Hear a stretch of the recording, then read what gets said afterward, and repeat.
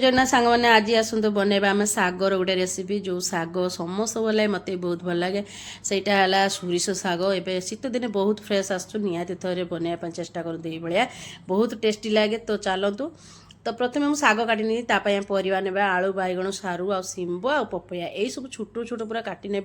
कम मात्रा ने सब परिया टिके करके आम गोटे कड़े बसवा से सोरिष तेल दबा आउ राई दबा शुक्ला लंका दबा सी फुटीगला आम रसुण टी अधिका देवे पियाज भी देवे गोटे रु दुईटा पियाज देदेवे काटिकी